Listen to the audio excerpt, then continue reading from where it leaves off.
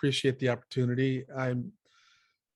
I always, it's interesting. The group of people who are listening collectively will have much more experience and insight collectively than I could ever accumulate in my lifetime. So I always feel very privileged to be the one who gets to share a little bit of the work of our working group. And I just want to be clear, a lot of this, I end up getting credit for the work of a lot of people who are my colleagues and my partners in this. So I just want you to keep in mind that when I talk about this stuff, it's always the product of a group effort. And, I'm part of a really amazing group of people, including some of the people that are on this call, like Dr. Brandt and Rachel and others. So I'm going to share my screen and go right over to a slide that Rachel actually created and that some of you have seen. And what I want to point out is this actually, we could add a few more items here at the end of this timeline. We didn't really reopen, right? I mean, we kind of had a confusing, herky-jerky start, stop to all of that. And then there were some, tragic regional events that took place, particularly with the VTA community. And I'm going to talk a little bit about that because what I want to talk about the evolution of sort of the emotional and behavioral adaptations to situations of ongoing duress and loss like this. And because the actual flavor of problems changes over time. And one of the things that is, and I touched on this a little bit, and a lot of you are experiencing this, one of the things that we know happens with chronic stress and chronic unpredictability is, and dealing with any profound major trauma, is that over time, your body's capacity to adapt gets exhausted. It gets worn down. And that leads to a secondary set of problems. And I'm going to take 1 second here and do a little bit of a drawing, and my drawings are kind of pathetic, but I know that you will appreciate, you'll be patient with my inability to do that. Okay, all right, what do I want to share? I don't want to share my screen. I want to share I used to be able to do a whiteboard. I don't know how to do that on this anymore. Well, Bruce, I'm not 100% sure that we have that feature activated. Okay, I don't think it is. So that's okay. I have an idea about how to do this. So let me go back to sharing my screen, and I will do this. So I am going to take one of my slides and ask you to kind of ignore it while I use part of it as a drawing board. Okay, so just kind of ignore all this stuff, and I'm going to draw on this. And what I want to draw is, we can use this same time. Let's use this timeline as, this is time after the adverse event. And so what I want to do with this dotted line is these are sort of classic threat-related symptoms: anxiety, sleep disruptions, kind of the manifestations of a highly activated fight or flight response. And right after in the midst of that major event, the typical physiological response to either traumatic loss, traumatic experience, classic trauma, is activation of those stress-related systems, where you feel, more than anything, the predominant sort of subjective sensation is anxiety. And it's sort of this, this tension. You have sleep disruptions. You get anxious. If it's in midst of grief, you have what are called pangs. which are these sort of these sensations in your body, in your gut, of just sort of like a rush of like, why am I anxious? And you sort of look, it's just an unsettling feeling. So that's the predominant sort of symptom, is anxiety related, fight or flight related. But those systems wear out over time. And over time, what happens is, as that starts to fade for many people, the predominant symptom starts to become affective related depression, exhaustion and demoralization, dysphoria. And there's a point where people start to use sort of a different set of strategies to make it through the day. Strategies start to shift to be more avoidant, to be more kind of withdrawn into yourself. You don't talk about it as much. You don't want to hear about it as much. It's just, you start to avoid situations where you think you may have to talk about it or explain to somebody this or go over it again. And I believe that for many people, this transition point has taken place. And now this is one of the things that's very sort of important about this, particularly for those of you who are clinicians and working with people who have been impacted by this, is that this transition point, not for everybody, but for some people, is where they become much higher risk for hopelessness, despair, and ultimately some people actually become suicidal. And so you very rarely see sort of active depression, active suicidal stuff in the first 2 or 3 months after a traumatic event or a traumatic loss. But at 6 months to 9 months to a year, that's when you start to see these things.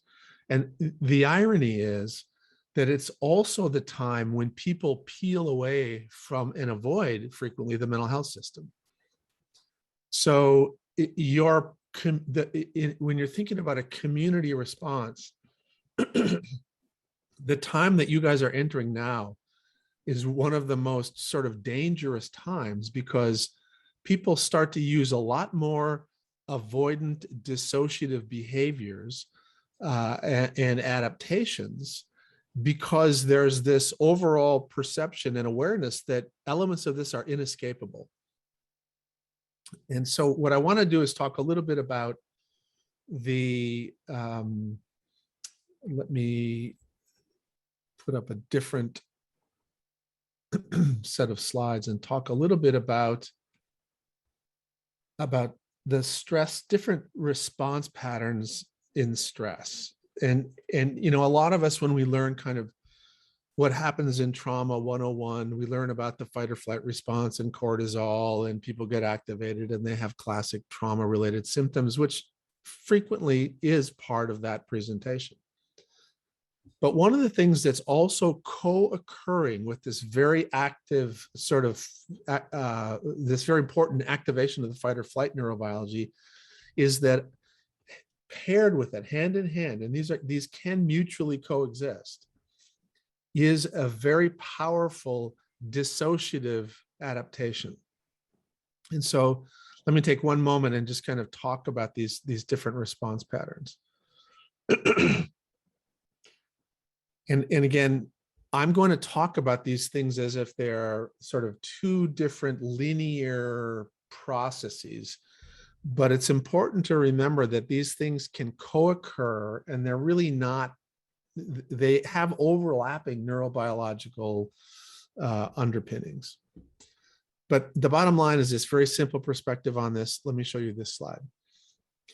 If you are activating, and we refer to this sort of as the arousal continuum, if you activate that neurobiological part, that part of your stress response capability, what happens is, as it gets activated, your focus, your act on the external world, you're vigilant, you're scanning the environment for threat, you're less focused on internal stimuli, right? So you may be getting some sensation that, you know, when you're sitting here at rest, You may have said, I'm feeling hungry and my knee aches because I'm getting arthritis. And as soon as something happens and you have to be vigilant to the external world, you what's going on in your knee and in your gut doesn't matter at all. You're focused on the external world. So one of the primary hallmarks of this arousal response is a relative ignoring of your internal sensations and an increasing focus on external stimuli that may be either threatening or may be protective. So in this state, what you're looking at are sort of, you're flocking, you're sort of looking at your relational milieu, and you're trying to find protective factors, relational protective factors, when you get a sense that you're in a new or unknown or threatening situation. Now, if that continues, you get up into this state, and excuse me, you have your heart rate gets higher, you increase your muscle tone, you move towards that classic fight or flight set of behaviors, but you're increasingly mobilizing neurobiology that's going to be externally focused. And this is where that kind of sensation of sort of being jacked up, tuned up, anxious, you're just sort of like jumping out of your skin. That's kind of where that, what that's from, is this activation of that pattern. So let me get rid of all that stuff. Now, sort of a counterbalancing, sort of a different, but equally important, and probably even more important, adaptive capability is what we refer to as this dissociative continuum. And this is used by the body and the brain when there's a perception that the present situation is inescapable. It's distressing, it's inescapable, it's overwhelming in some way. And so you disengage from that external world and you increasingly focus on your inner world, spend time internally. And the behavior that you see with that, excuse me, in the beginning of that, getting into that dissociative sort of adaptation is avoidance. And it's no surprise to me that in the beginning, you'll get hundreds and hundreds and hundreds of people that want to come to a trauma. I want to learn about trauma. We had this bad event, let's do trauma. And 2 months later, the people are exhausted and avoidant of opportunities to get help, to learn, et cetera, et cetera. And this is a common thing whenever there's a community event like this, that in the beginning, there's a perception of come together, try to seek help. And then over time, the inescapability of it becomes so apparent that people begin to shift, as I said before, their adaptive balance, and they become more avoidant and they become more robotic. All kinds of people are just going through the motions. I mean, if you look at teachers, you look at mental health workers, you look at people that are being forced or that have to go to work in the midst of this pandemic with all this other stuff going on, with all of these changes, there's an inescapability to it. So people are literally, no matter how exhausted they are, they're kind of robotically going and doing what they're supposed to be doing at work. And kids are robotically going through the motions and showing up at school. But the reality is both the people that are the adults and the kids in these situations are partially disengaged from the moment. And there's going to be people will not follow, they're not going to process directions as efficiently. They're not going to remember routines as well. Children won't internalize content as much. The people you're trying to help are going to forget appointments. And there's just going to be all kinds of just cognitive slippage. And many of you have already been seeing this in the way you try to round up your team and get them motivated and get them working on stuff. And, deadlines aren't being met and new projects are like people just run when you mention, let's do something different or let's do another thing. People just hide under their desks. It's like, I can't handle anymore. And so this dissociative adaptation is something that you're going to see with a lot of people. You're going to see a lot of people that are really have no choice but to go to work because they need to make a living. But they're going to be like, and I don't mean to say this in any pejorative way, they're going to be like zombies. They're going to just be kind of worn out, going through the motions. You're going to have conversations with them where they look like they're listening and then they act like they didn't hear you. And again, it's important not to personalize that. It's a very predictable thing, and it really means that this is a person that needs an opportunity to get regulated. You know, they need rest, they need nurturing, they need space and time to kind of do what they're supposed to do.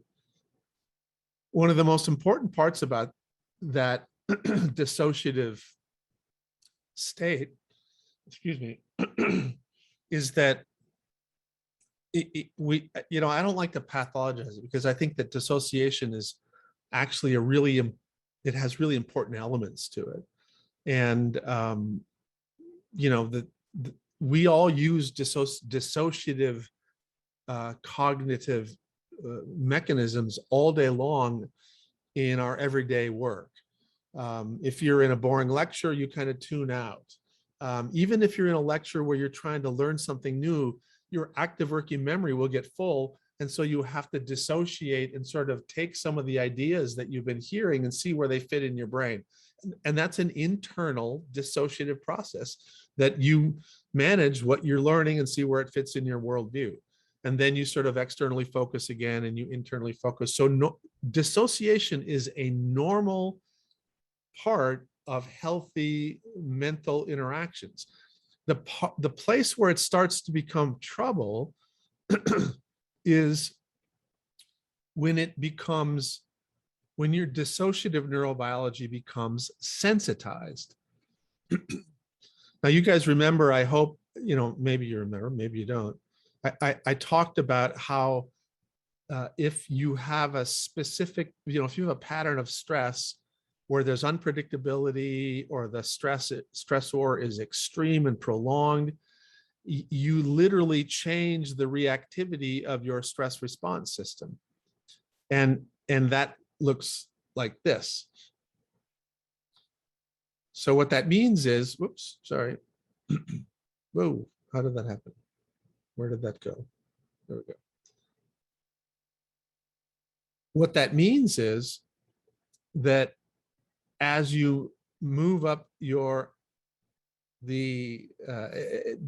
sort of this continuum of challenge, stress, and then extreme stress, if you are neurotypically organized, you're going to have a internal activation and a set of behavioral adaptations that are appropriate for that level of challenge. And this might be a better version of that. So if you have a minor stressor related to work or a moderate stressor, you can be in this active alert state and you activate the right systems in the brain so you can focus on the external challenge and you'll be fine. But if you have had the kinds of experiences that many people in your community have had, you're going to have a lot of people who are sensitized. And what that means is that when there's a minor stressor, they're going to feel more overwhelmed. And that sensitization that I'm talking about can happen not just with the fight or flight neurobiology, but it can happen with your dissociative neurobiology. So you can have a sensitized dissociative response so that when there's this little bit of a stressor, rather than having an appropriate active alert response, you'll basically have an avoidant response. So whenever there's a challenge at work, you're like, oh man, I'm not going to volunteer. I'm not going to jump in and help. I'm not going to do whatever. But if you get sort of trapped and you get that not only your boss is saying, hey, you have to do this, you will have this robotic compliance. But because you've got part of your cortex shut down, the degree to which you can effectively truly comply will be compromised. So it will be sort of this hollow compliance. A supervisor may walk away thinking that they've communicated clearly what the expectations are, and then come back later in the day and the person hasn't done what they acted like they said they would do. And again, it's not because they're a bad employee or a passive aggressive employee. They're an exhausted, overwhelmed, distressed employee. And this is kind of the way, this is that sensitized, dissociative baseline. Instead of having your baseline sort of in this neurotypical area and having a normal waxing and waning of your dissociative or your external attention, sometimes you're externally focused, but a lot of times you'll be sort of in your own little world and daydreaming. And this level of going up and down around that is normal. But if you have this sensitized dissociative response, you're going to have people that literally will tune out for longer periods of time.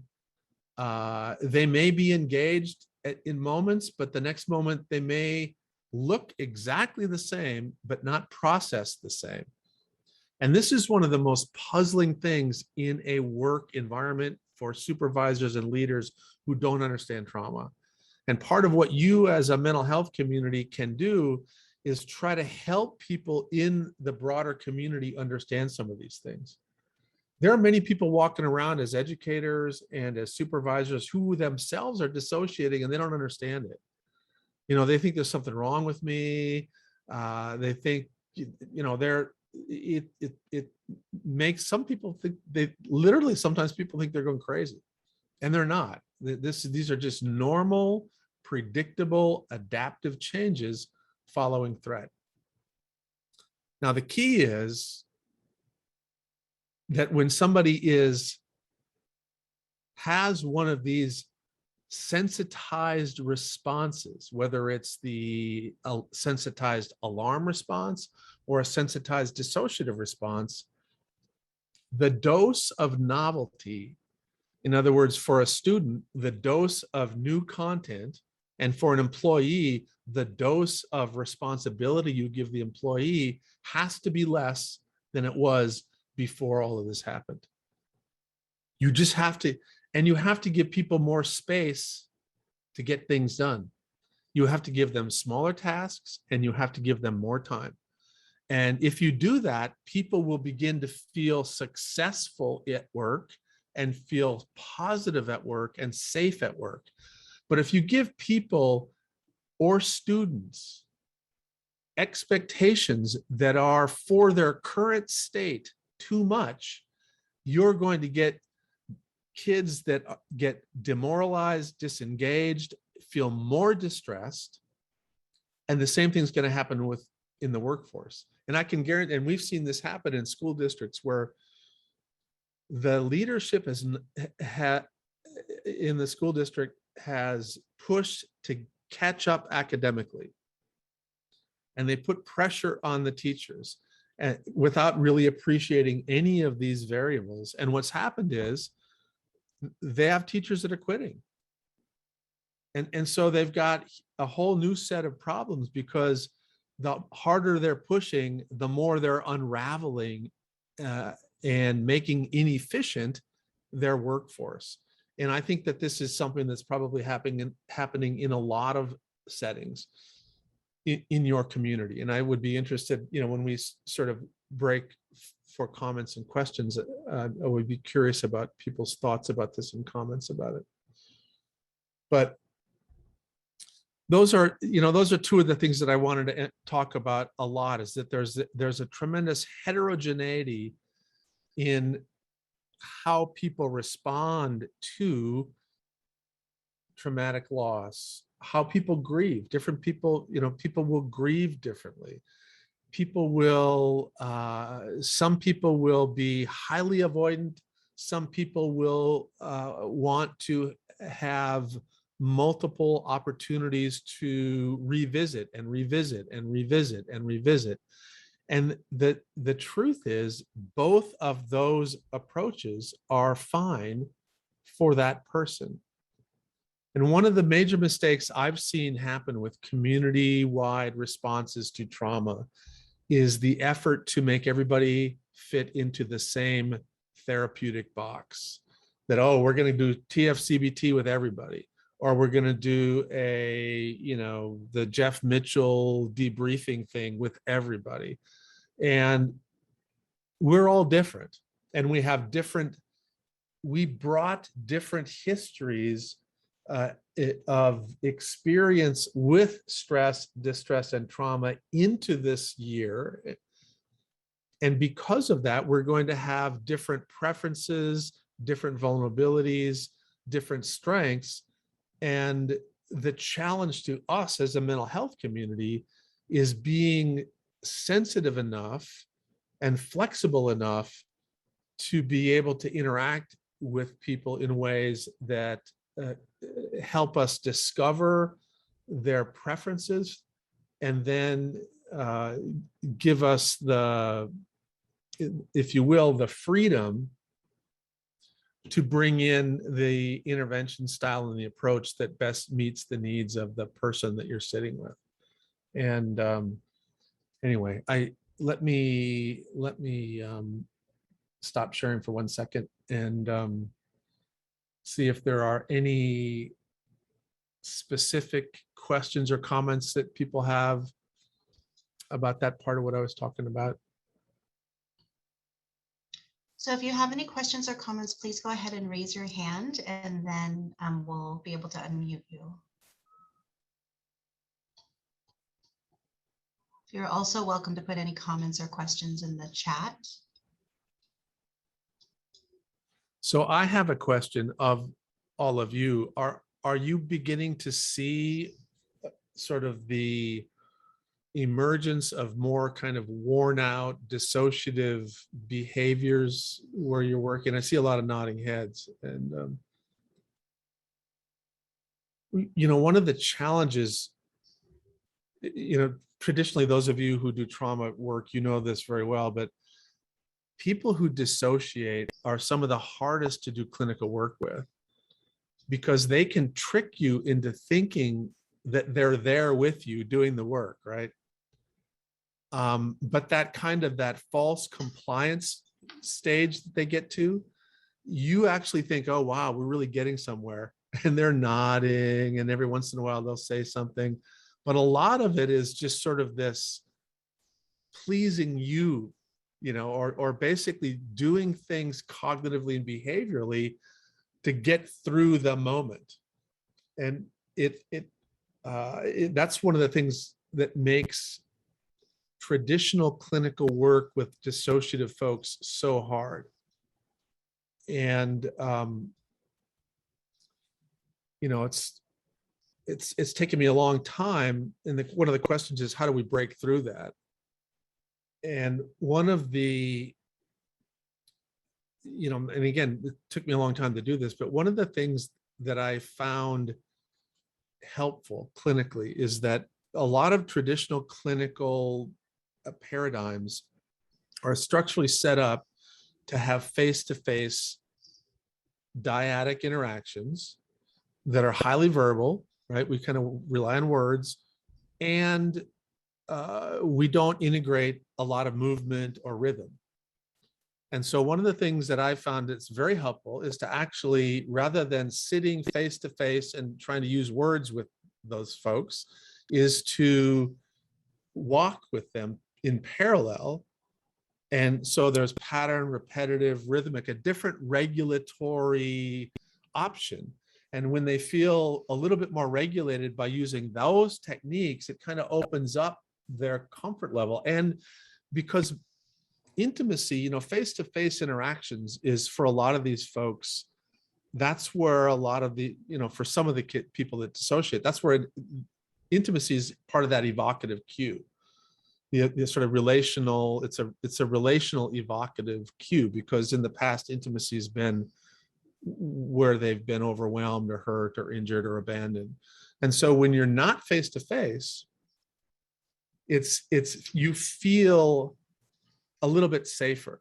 And again, those of you who have heard me talk before, those of you who know our work, we always talk about, we try to help people remember, if they can, what it's like when you're driving an adolescent or a child in a car versus when you're sitting across the kitchen table with them. You know, I would take the look at my kids and, you know, I'd say, how was school? Fine. What'd you do? Nothing. You did nothing at school. No, I'm going to call the school. Don't be a jerk, Dad. You know, that was dinner conversation. But then I'd get them in the car, drive them like somewhere, and they start talking and talking and talking and talking and talking and talking. And, you know, there'll be times that I'm like, oh my God, does he know that this is me? I mean, like, I'm afraid to even talk because he'll stop talking. But I think it's because you feel it's not as intimate. It reminds me of the story. I think I told this story to Christy. When my youngest son was, I don't know, it was like 10 or 12. I can't even remember how old he was, but my wife said, hey, you need to tell him about the birds and the bees. And I'm like, oh, really? You know, we have that book. I'm sure you learned about that from that book. He said, no, you got to go tell him. I'm like, all right. So we were out playing catch with the baseball. And I said, you know, Robbie, do you know where babies come from? And he's like, shut up, Dad. Shut up. I said, well, let's talk about it. He said, stop. And he said, turn around. So I turned around and he came right behind me and we stood back to back. And he said, okay, now tell me. But I could tell him only if he was not looking at him, you know, and it was pretty funny. So it was like an example of that, you know, face-to-face thing is very intimate. So when I do work with dissociative folks, I try to introduce, kind of by stealth, an alternative regulatory option. And a lot of times it can be music, or it can be catching a ball back and forth, or it can be walking. And when you do that, then they don't have to rely on dissociation to feel regulated. And then little by little, you give them control over the process of when they get dyadic and when they open up.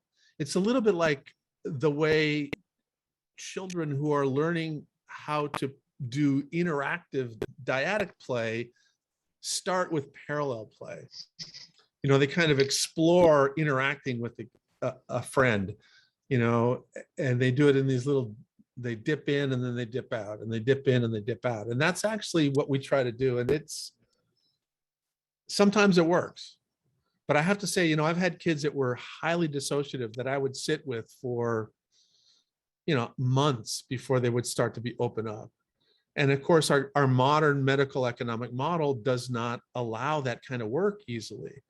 So it's a challenge. That's why we've tried to fast track this by incorporating some of these somatosensory regulatory options, and they tend to accelerate that process. Anyway, I'm just rambling. Sorry. Dr. Perry, one of the questions that's come in is thinking about how you might start a conversation with your supervisor about dissociation. And I'm just thinking about when you're in a supervisory role and you're hearing this information, right? We might be thinking about how do we support the team that we support. But if you're, looking towards support in your organization and thinking about recognizing your own level of dissociation and Right. realizing that you're needing something different. Like, do you have any ideas or suggestions about how to open up that conversation? Yeah, you know, it's interesting. I think almost all of the time when I start talking about dissociation, I talk about the healthy forms of dissociation that most everybody can connect with pretty quickly.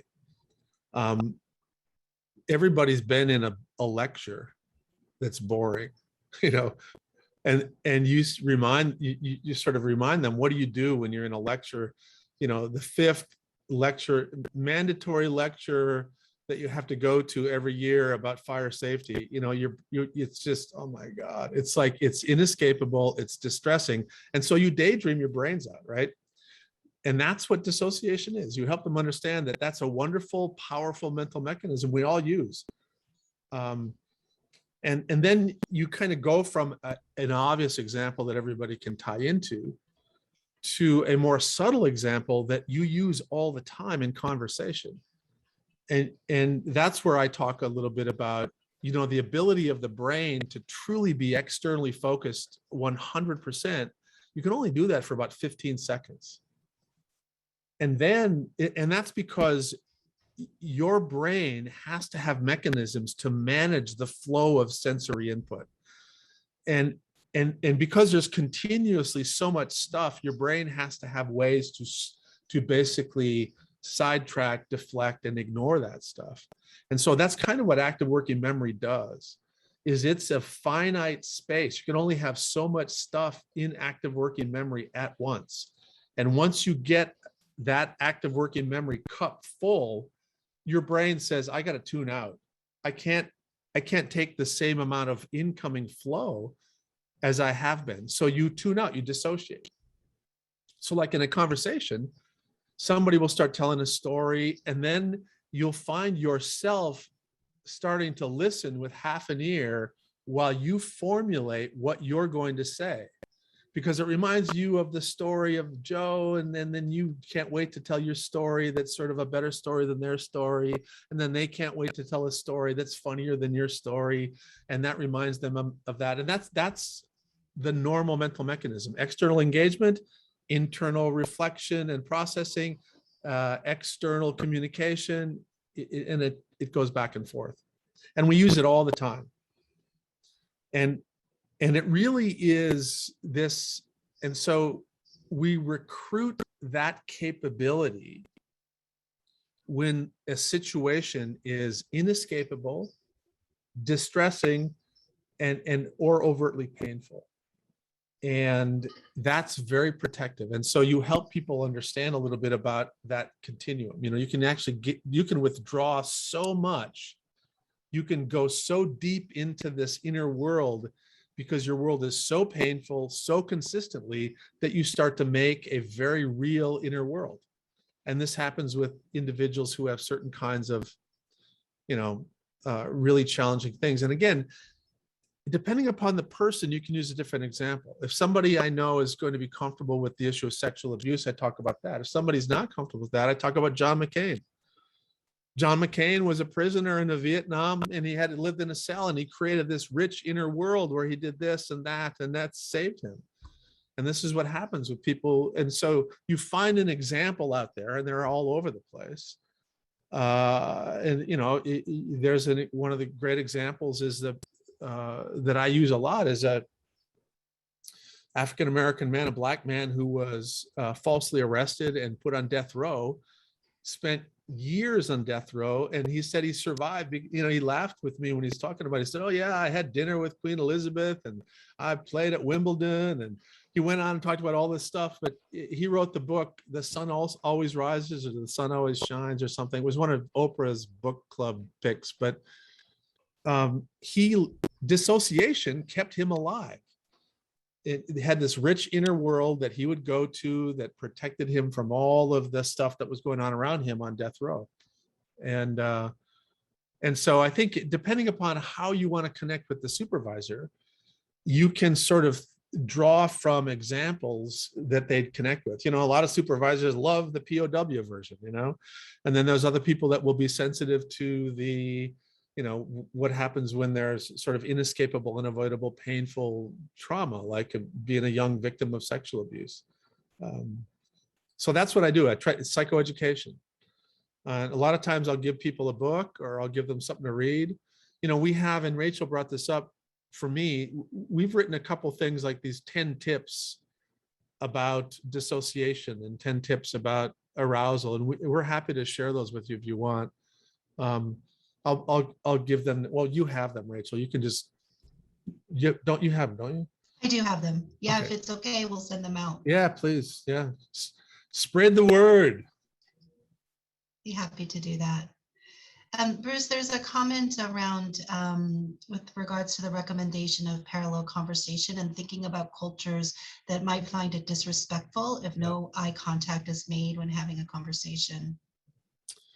Yeah, and again, this is one of those things that I think is very, very important, that there are cultures where eye contact is a very, very special and very selectively used form of nonverbal communication, and that it is considered respectful to not, that you don't do eye contact unless it's a specific, very intimate interaction.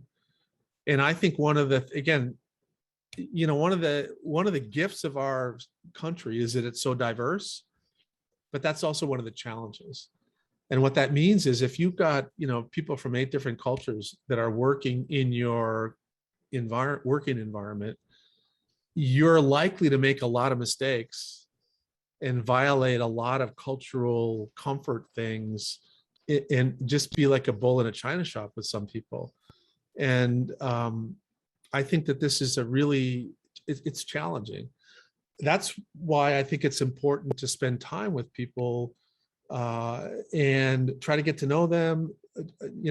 Be real open and say, listen, tell me where you're from, tell me where you grew up, tell me about your life. I want to get to know you. I think we can, we'll work well together here. And over time, as you build a relationship and they begin to feel safe, then they can start telling you stuff like, I feel really uncomfortable when you do A, B, and C. I had somebody who worked with me who was very touchy, and he grew up in this very warm, generous family, and they were always hugging each other and touching each other. And whenever they'd have conversation, they'd put their hands on somebody. It was sort of like Joe Biden. Joe Biden talks about that's the way he grew up, and but ultimately, I had several people come to me and say, David is driving me crazy. Can you please tell him not to touch me when he's talking to me? And I'm like, yeah, I will. But it was one of those things where it wasn't intended to be sort of inappropriate or creepy, but it was creepy. And, and, he needed some help. But every time I've made a mistake, and I made a lot of mistakes culturally, I always feel so thankful when the person who I have sort of injured is generous enough and kind enough to tell me, that's not the way we do that. In my culture, I grew up, my left hand, you don't use your left hand for certain things. And really before you call me by my first name, this really has to happen, and all kinds of other things that I think are really important to pay attention to. There are resources where you can learn about these things. There's one thing about sort of learning sort of fundamental sort of social interaction preferences and guides for different cultures, but even that is not, I don't think you can sit down and have a course and learn that kind of stuff. I really think you need to form relationships and be respectful and get to know somebody. And at some point, once there's some degree of connection, I think you have to ask for help. Say, I want to make sure that I'm being sensitive and that you feel safe here and that you feel accepted here. And, just if I ever cross a boundary, you got to let me know, tell me. And again, I always hate putting the burden on the person from the other culture to sort of be continually educating people about it, because it really is a burden. It's a lot of work.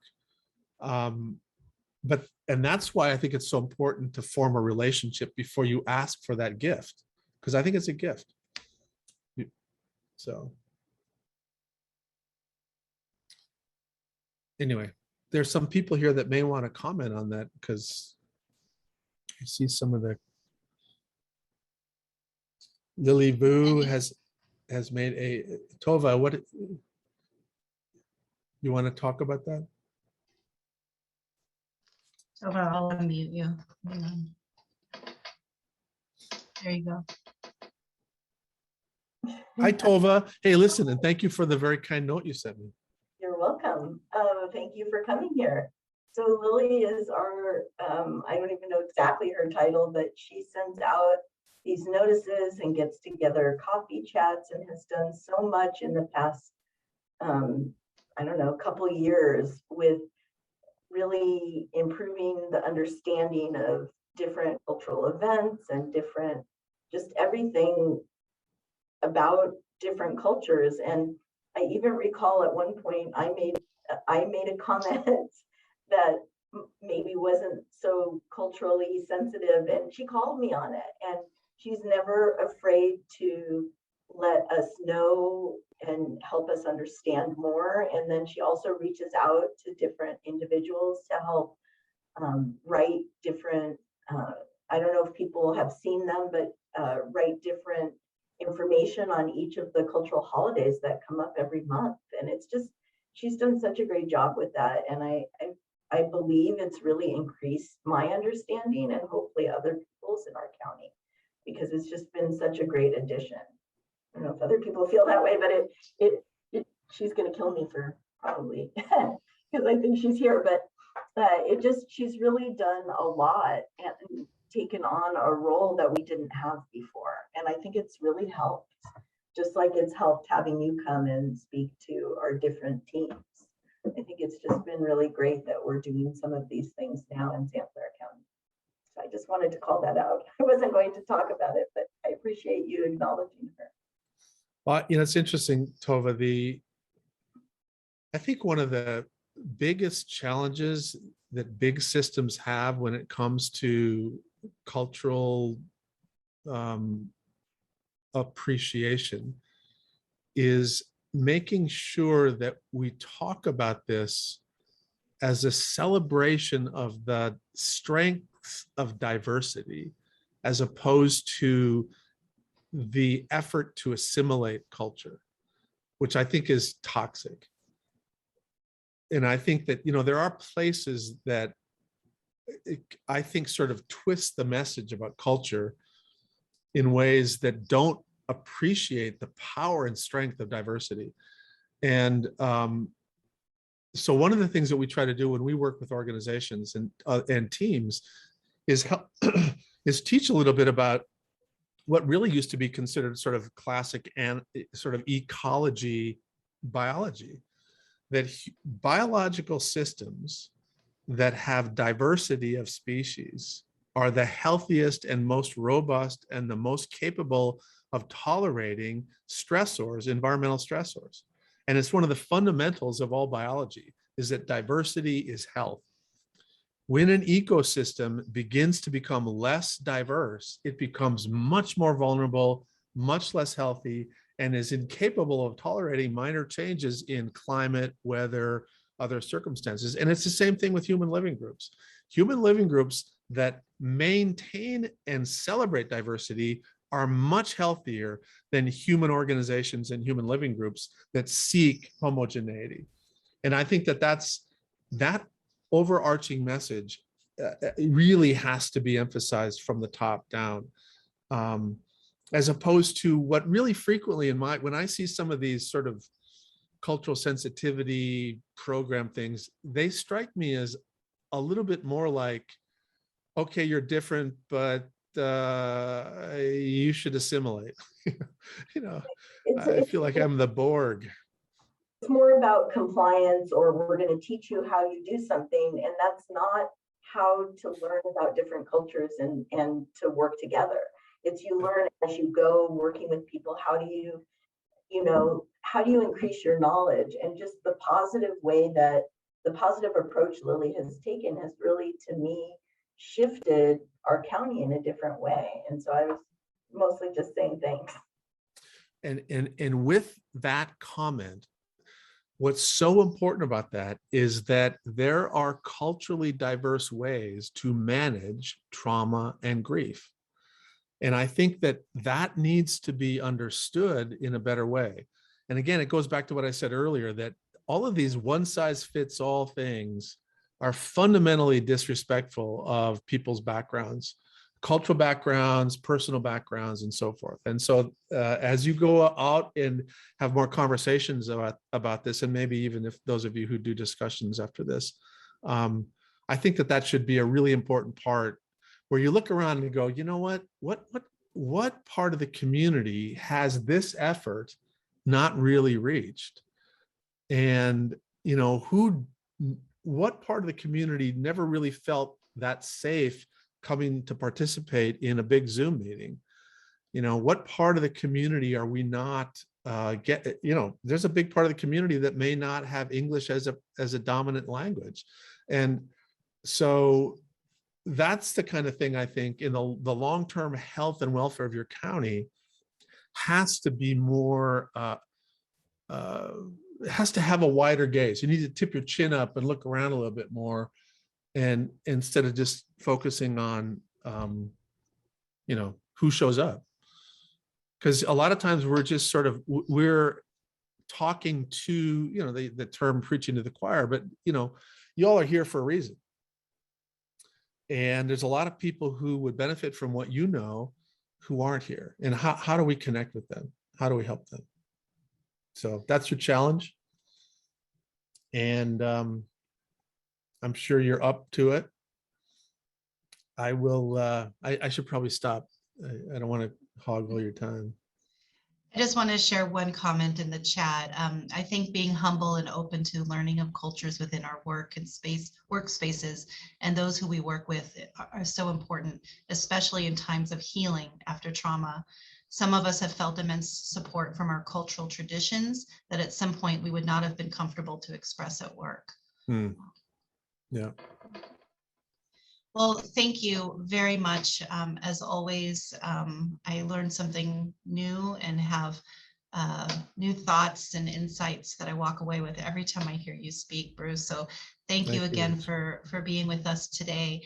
And thank you really to all of you for your attention, your time, your contributions, just considering your own experience and also the support, whatever your role may be to our community, both professionally, but also personally. We come together at times like this, and it's really the connection that we all experience together that's so powerful in the global healing process. So really, thank you very much to all for coming today. And for those of you who would like to participate in support and discussion groups, we will start those at 10:05 so that you can get a little bit of a stretch break. If you'd like to participate, just stay on this link. And if you are unable to participate today, you can just go ahead and log off. If you stay logged in, you will go ahead and be assigned to a breakout group. But we'll go ahead and go to break. But again, Dr. Perry, thank you very much. You bet. See you guys.